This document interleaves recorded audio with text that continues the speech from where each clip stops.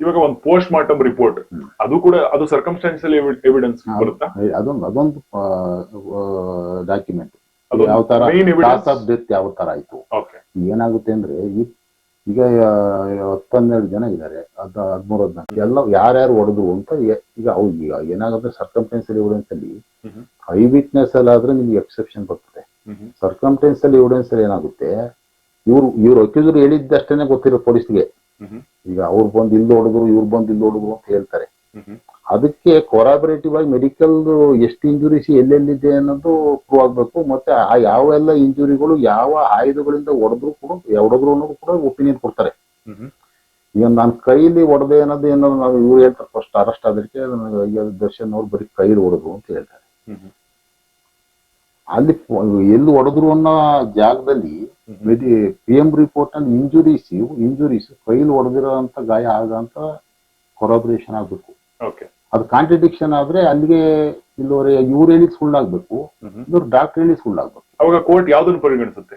Contradiction ಬಂದ್ರೆ ಈಗ benefit only given to accused.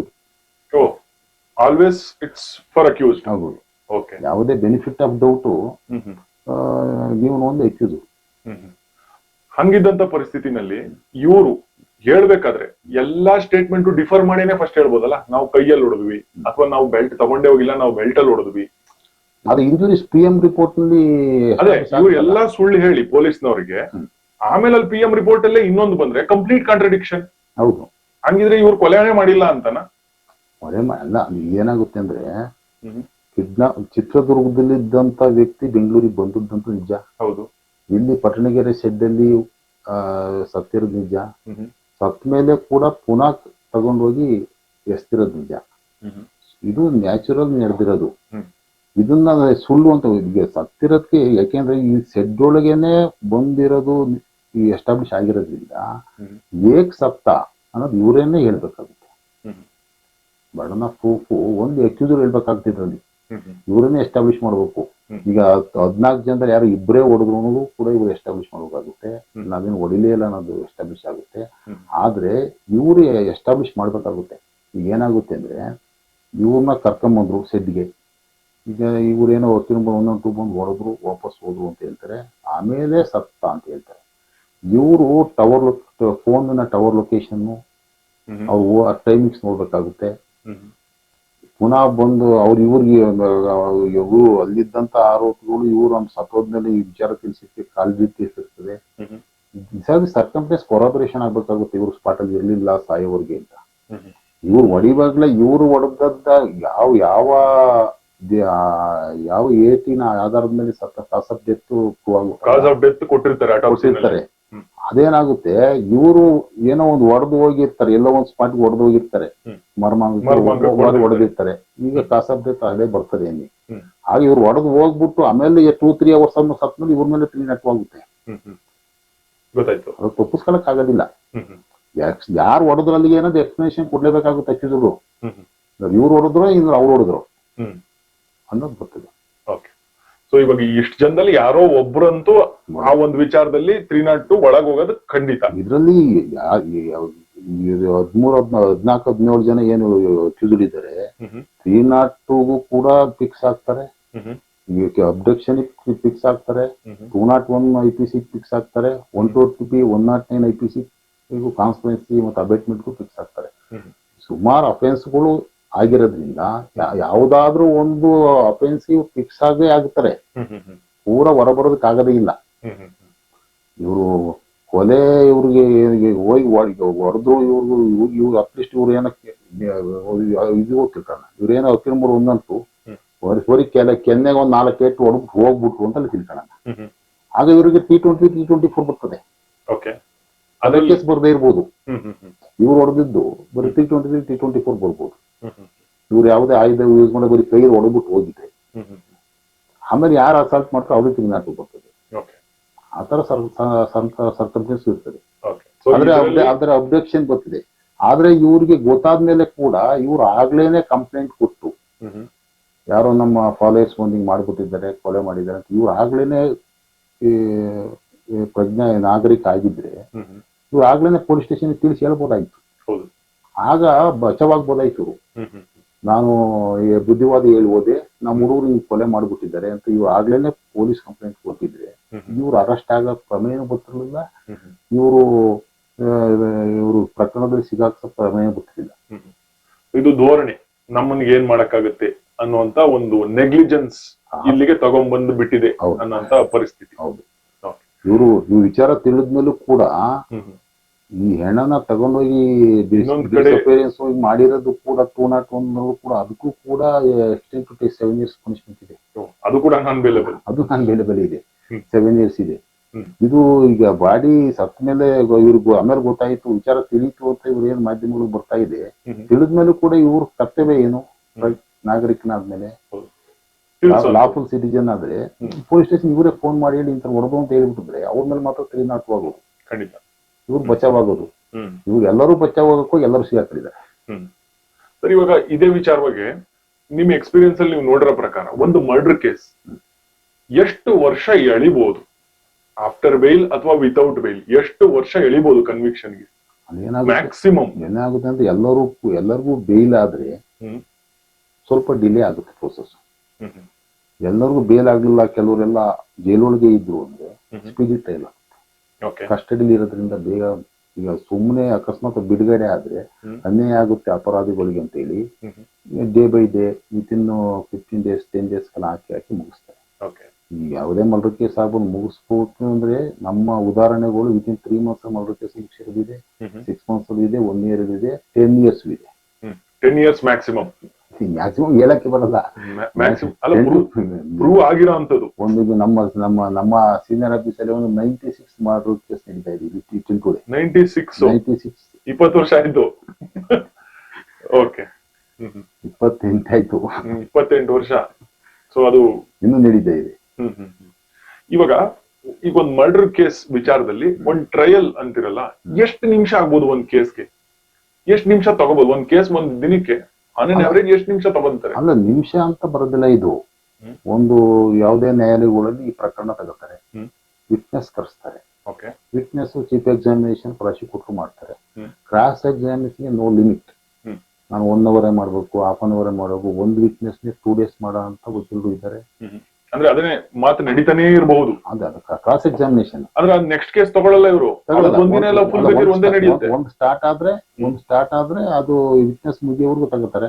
ಇಲ್ಲರೂ ಸ್ವಲ್ಪ ಈಗ ಬೇರೆ ಪ್ರಕರಣಗಳು ತಗತ್ತೆ, ಇನ್ನೊಂದಿಷ್ಟು ತಗತ್ತೆ ಅಂದ್ರೆ ಕೋರ್ಟ್ ಅರ್ಜರ್ ಮಾಡಬಹುದು. ಅದಕ್ಕೆ ಪುನಃ ನೆಕ್ಸ್ಟ್ ಅದೇ ವಿಟ್ನೆಸ್ ಕರೆಸಿ ಎವಿಡೆನ್ಸ್ ಮಾಡ್ತಾರೆ. ಒಂದ್ ಸರಿ ಇದು ಅವತ್ತಿಂದ ಮುಗೀತು ಅಂತಂದ್ರೆ ಇನ್ ಎಷ್ಟು ದಿನಕ್ಕೆ ಫಸ್ಟ್ ಡೇಟ್ ಸಿಗಬಹುದು? ಮಿನಿಮಮ್ 15 days or 1 month ಕೊಟ್ಟೆ. 15 days. ಇನ್ ಕೇಸ್ ಏನಾದ್ರು ಅವತ್ ನನ್ಗೆ ಹುಷಾರಿಲ್ಲ ಅಂತ ತಪ್ಪಿಸಿದ್ರೆ ಮತ್ತೆ 15 days. ಈ ತರ ಎಷ್ಟು ಸರಿ ಹುಷಾರಿಲ್ಲ ಅಂತ ತಪ್ಪಿಸ್ಬೋದು? ಅದು ತಪ್ಪಿಸ್ಕೊಳಕ್ ಆಗೋದೇ ಇಲ್ಲ. ಅಲ್ಲ, ಎಷ್ಟು ಸರಿ ತಪ್ಪಿಸ್ಬೋದು? ಹುಷಾರಿಲ್ಲ ಅನ್ನೋ ಕಾರಣ ಕೊಟ್ಟು ನಾನು 1 ಡೇಟ್ ಸ್ಕಿಪ್ ಮಾಡ್ಬೋದಲ್ಲ, ಅದರ ಕಂಟಿನ್ಯೂಸ್ ಆಗಿ ಎಷ್ಟು ಸ್ಕಿಪ್ ಮಾಡ್ಬೋದು ಲೀಗಲಿ? ಅಲ್ಲ, ಈ 309 CRPC ಪ್ರಕಾರ ಈಗ ಮಾಡ್ಲೇಬೇಕಾಗುತ್ತೆ, ವಿತ್ ರೀಸನ್ಸ್ ಕೊಡ್ಬೇಕಾಗುತ್ತೆ. ನೀವು ಮಾಡ್ಲಿಲ್ಲ ಅನ್ನೋದಕ್ಕೆ ಇಲ್ಲವ್ರು ನಿಲ್ಲ ಅಂತ ತಗೋತಾರೆ, ನೆಕ್ಸ್ಟ್ ಹೋಗ್ತಾರೆ. ವಿತಿನ್ 1 or 2 days ಏನಾರ ಸರ್ಕಮ್ಸ್ಟೆನ್ಸ್ ಏನೋ ಹುಷಾರಿಲ್ಲ ಲಾಯರ್ಗೆ ಅದು ಇದು ಅಂತ ಹೇಳಿ ಡೇಟ್ ಕೊಡ್ತಾರೆ ಬಿಟ್ರೆ ಸುಮ್ಮನೆ ಹಂಗೆ ಅಡ್ಜಸ್ಟ್ಮೆಂಟ್ ಮಾಡಕ್ ಆಗೋದಿಲ್ಲ. ಇವಾಗ ಇವತ್ತು ಸ್ಕಿಪ್ ಆಯ್ತು ಅಂದ್ರೆ ನೆಕ್ಸ್ಟ್ 15 ದಿನ ಕೊಟ್ಟಿರ್ತಾರಲ್ಲ ಅದನ್ನ ಅಟೆಂಡ್ ಮಾಡ್ಲೇಬೇಕು, ಅಥವಾ ಅದು ಸ್ಕಿಪ್ ಆದ್ರೆ 3ನೇದು ಮಾಡ್ಲೇಬೇಕು. 3ನೇದು ಸ್ಕಿಪ್ ಆದ್ರೆ ಅರೆಸ್ಟ್ ವಾರೆಂಟ್. ಅಲ್ಲ, ಅರೆಸ್ಟ್ ಅಲ್ಲ, ಇವ್ರು ಅರೆಸ್ಟ್ ವಾರೆಂಟ್ ಅಲ್ಲ, ಇವ್ರು ಲಾಯರ್ಗಳು ಏನಾರ ಡೇಟ್ ತಗೊಂಡ್ರೆ ಲಾಯರ್ಗಳಿಗೆ ಹುಷಾರಿಲ್ಲ ಅಂತ ಡೇಟ್ ತಗೊಂಡಂಗೆ ಆಲ್ರೆಡಿ ವಿಟ್ನೆಸ್ ಪ್ರಾಸಿಕ್ಯೂಷನ್ ಎಸ್ಟಾಬ್ಲಿಷ್ ಮಾಡ್ತಾರೆ. ಕ್ರಾಸ್ ಎಕ್ಸಾಮಿನೇಷನ್ ಮಾಡೋದು ಡಿಫೆನ್ಸ್ ವಕೀಲರು. ಇವ್ರೇನಾದ್ರು ಡೇಟ್ ತಗೊಂಡ್ ಡೇಟ್ ಡ್ರ್ಯಾಗ್ ಆನ್ ಮಾಡೋ ಅಂತ ಸಂದರ್ಭಗಳು ಇದ್ದಾಗ ಈ ಲಾಯರ್ಗಳು ಒಂದ್ 2-3 ಡೇಟ್ ತಗೋಬಹುದು ಅಷ್ಟೇ ವಿಟ್ನೆಸ್ಗಳಿಗೆ. ಯಾವಾಗೂ ಕೊಡಕ್ಕಾಗೋದಿಲ್ಲ. ಸೊ ಇವಾಗ ಈ ಕೇಸ್ ಸಂಬಂಧಕ್ಕೆ ಬರೋಣ.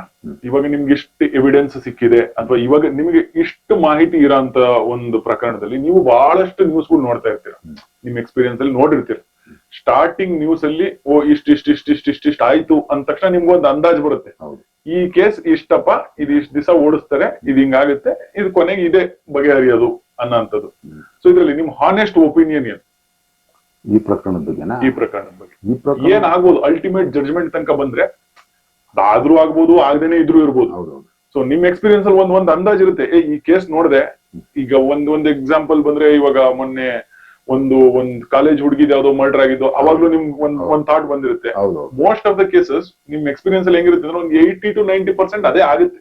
ಯಾಕಂದ್ರೆ ನೀವು ನೋಡಿರೋದು ಅದೇನೆ. ಅದ್ರಲ್ಲಿ ಒಂದು ನಮಗ್ ಬೇಕಾಗಿರೋದು ಏನ್ ಆಗಬಹುದು. ಇಲ್ಲಿ ಈ ಪ್ರಕರಣ ನೋಡಿದ್ರೆ ಏನಾಗುತ್ತೆ ಅಂದ್ರೆ ಮರ್ಡರ್ ಕೇಸ್ಗಳು ನಾನು ಮೊದಲೇ ಹೇಳ್ದಂಗೆ ಸರ್ಕಮ್ಸ್ಟೆನ್ಷಿಯಲ್ ಎವಿಡೆನ್ಸ್ ಇರ್ತದೆ, ಇದು ಐ ವಿಟ್ನೆಸ್ ಇರ್ತದೆ.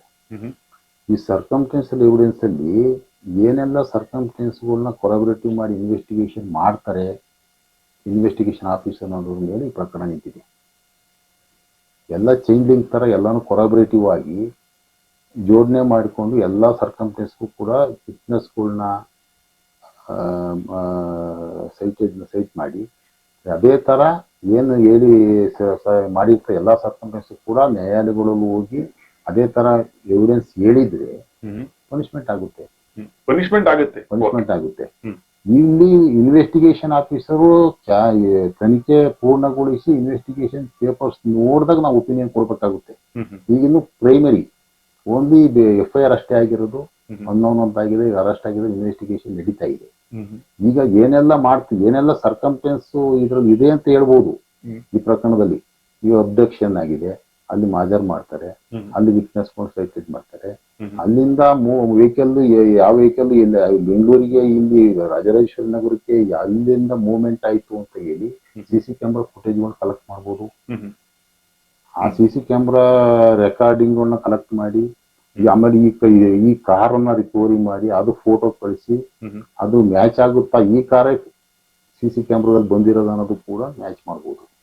ಈಗ ಸೆಡ್ಡೋಳಿಕೆ ಏನು ವಕೀಲರು ಒಂದಂತೂ ಕಾರ್ ಹೋಯ್ತು ಬರ್ತು ಅಂತ ಹೇಳ್ತಾರೆ, ಅದು CC ಕ್ಯಾಮ್ರಾ ರೆಕಾರ್ಡಿಂಗ್ ಜೊತೆಗೆ ಈ ರಿಕವರಿ ಮಾಡಿದಂತ ವೆಹಿಕಲ್ ಇದೇನಾ ಅಂತ ಹೇಳಿ FSL ಕಳಿಸಿ ರಿಪೋರ್ಟ್ ತಗೋಬಹುದು. ಆಮೇಲೆ ಈಗ ರಕ್ತಗಳು, ಈಗ ಯಾರು ಹತ್ತಿದ್ರುಗಳು ಕ್ಲಾತಸ್ ಮೇಲೆ ಬ್ಲಡ್ಗಳು ಇರ್ತದೆ, ಅದು ಡಿಸೀಸ್ ಬ್ಲಡ್ಗೆ ಗ್ರೂಪಿಂಗ್ ಆಗುತ್ತಾ, ಸೇಮ್ ಗ್ರೂಪ್ ಇದೆಯಾ ಅನ್ನೋದು ಕೂಡ ಮಾಡಬಹುದು.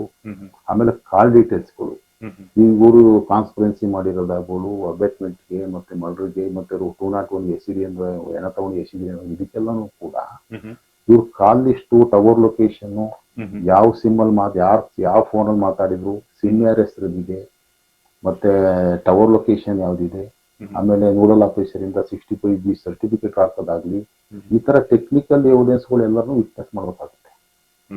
ಆಮೇಲೆ doctor opinion, cause of death ಏನು, ಇಂಜುರೀಸ್ ಏನು, ಎಲ್ಲೆಲ್ಲಿ ಯಾವ ತರ ಏನಾಗಿದೆ, ಇವರು ಹೇಳ ಅಂತ ಈಗ ಸರ್ಕಮ್ಸ್ಟೆನ್ಷಿಯಲ್ ಎವಿಡೆನ್ಸ್ ಅಲ್ಲಿ ಇವರೇ ಹೇಳಿರೋದು. ಈಗ ನಾವು ಇನ್ನು ಅವ್ರು ಹಿಂಗ್ ಹೊಡೆದ್ರು ಇವ್ರು ಹಿಂಗ್ ಹೊಡೆದ್ರು ಒಂದು ಎಸ್ಟಾಬ್ಲಿಷ್ ಆಗಿದೆ ಸ್ಟೋರಿ.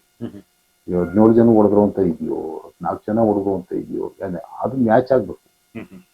ಇಲ್ಲಿ ಏನಾಗುತ್ತೆ ಅಂದ್ರೆ ಕೆಲವು ಸಂದರ್ಭಗಳು ವಿಟ್ನೆಸ್ಗಳು ಏನಾದ್ರೂ ಕೂಡ ಏನಾದ್ರೂ ಹಣಕ್ಕಾಗ್ಲಿ ಒತ್ತಡಕ್ಕಾಗ್ಲಿ ಏನಾದ್ರು ಸಪೋರ್ಟ್ ಮಾಡದೇ ಇದ್ರು ಕೂಡ ಕೆಲವು ಪ್ರಕರಣ ಇಂಥ technical evidence investigation officer honest ಆಗಿ ಇನ್ವೆಸ್ಟಿಗೇಷನ್ ಮಾಡಿದ್ದೇ ಆದ್ರೆ ಈ ಟೆಕ್ನಿಕಲ್ ಎವಿಡೆನ್ಸ್ಗಳು ಕೊರಾಬರೇಟ್ ಆದ್ರೆ FSL ಟೆಕ್ನಿಕಲ್ ಎವಿಡೆನ್ಸ್ ಏನಿದೆ ಅದ್ರ ಮೇಲೂ ಕೂಡ ಪನಿಷ್ಮೆಂಟ್ ಆಗೋ ಚಾನ್ಸಸ್ ಇದೆ.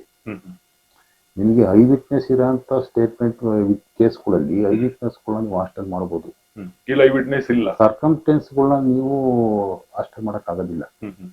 ಅದೇನಿದೆ ಅದನ್ನೇ ಹೇಳುತ್ತೆ, ರಿಪೋರ್ಟ್ಗಳು ಹೇಳುತ್ತೆ, ಟೆಕ್ನಿಕಲ್ ರಿಪೋರ್ಟ್ FSL ರಿಪೋರ್ಟ್ಗಳು ಹೇಳುತ್ತೆ. ಅದೆಲ್ಲ ನಿಮ್ಗೆ ಕೊರಾಬರೇಟ್ ಆದ್ರೆ ಮ್ಯಾಚ್ ಆದ್ರೆ ನಿಮ್ಗೆ ಪನಿಷ್ಮೆಂಟ್